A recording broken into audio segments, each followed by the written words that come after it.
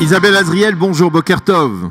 Oui, bonjour Daniel. Merci d'être avec nous ce matin sur Studio Kalita. Je rappelle que vous êtes habitante de Tibériade et c'est parce que vous êtes, on va dire, au premier poste, aux avant-postes du lac de Tibériade que nous avons sollicité ce matin parce que bien que actuellement, eh bien apparemment il pleut sur l'ensemble du territoire israélien. Je suppose également aussi peut-être dans le nord, il neige sur le Hermon, donc une nouvelle perturbation très massive en Israël aujourd'hui. Oui.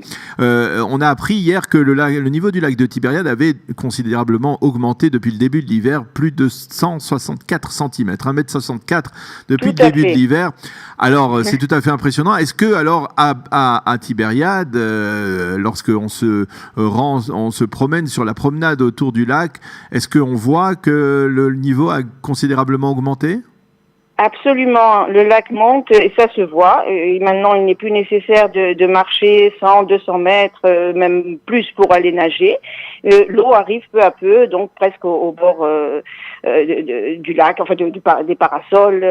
Sur la plage de la Moshava Kinneret, par exemple, il fallait marcher longtemps pour aller nager. Maintenant, ça y est, le lac est monté. Les bateaux de tourisme peuvent enfin accoster à la marina, alors qu'ils étaient auparavant soit à terre, soit obligés de jeter l'ancre en mer et avec des passerelles de plus en plus longues. Oui. C'était vraiment un spectacle de désolation. Donc maintenant, évidemment, tout ça est beaucoup plus agréable pour le tourisme. La petite île qui était apparue en raison justement de la baisse du niveau du lac, elle a disparu là ou... Elle a disparu complètement. Elle a disparu complètement. On peut mettre ça d'ailleurs aussi au crédit des nombreux rabbinim qui ont beaucoup œuvré à prier pour la pluie. Et effectivement, l'île est recouverte d'eau et c'est le lac est vraiment un très bon niveau. Donc ça c'est très important parce que bon, évidemment après avoir beaucoup baissé année après année depuis 2014 en raison des hivers très doux et secs, il est remonté, il dépasse la ligne rouge de 2,5 cm. Donc il a dépassé la ligne rouge minimale, c'est ça? C'est ça.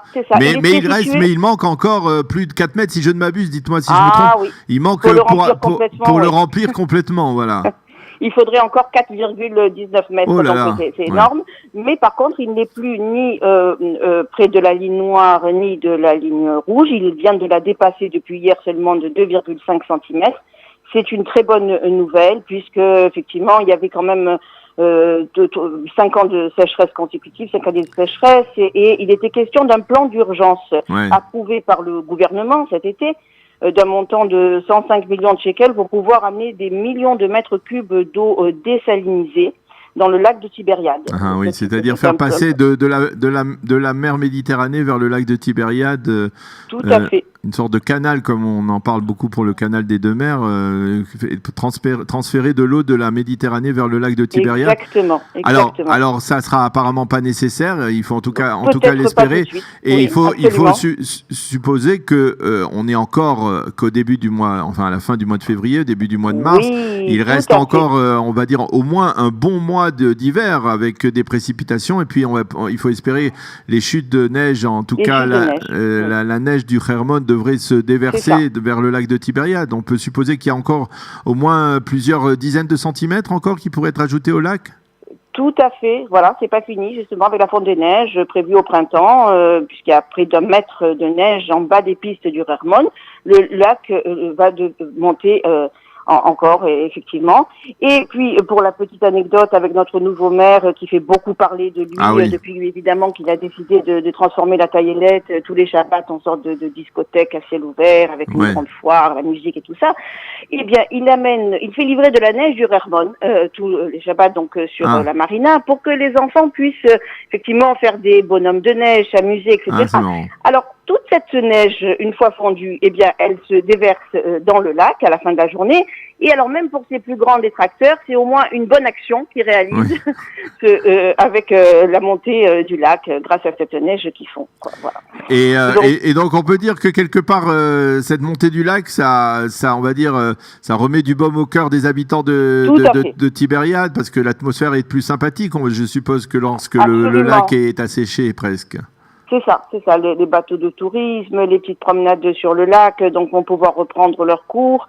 Il y a des balades qui sont organisées effectivement aussi côté montagne, parce que ça n'a jamais été aussi vert. Grâce à cette pluie, on a vraiment une grande verdure avec des arbres fruitiers, des orangers, des citronniers qui abondent, et les fruits sont doux. Ils sont pas acides parce qu'ils sont justement gorgés de pluie et de soleil. Donc ça, c'est une très bonne nouvelle pour tout l'environnement ici à Tibériade, en Galilée, avec le Golan. Tout proche, les fleuves et les rivières qui sont au maximum, une végétation luxuriante, de nombreuses excursions sont prévues d'ailleurs. Voilà. Eh bien, Isabelle, vous nous avez vraiment donné envie de venir très rapidement, le plus rapidement possible à Tibériade. J'espère qu'on aura l'occasion de le faire. Peut-être que même notre équipe de Kalita aura l'occasion de se déplacer pour assister à ce miracle du niveau de lac du Tibériade qui remonte. Voilà, merci beaucoup d'avoir accepté de répondre à nos questions ce matin et à bientôt, à très bientôt.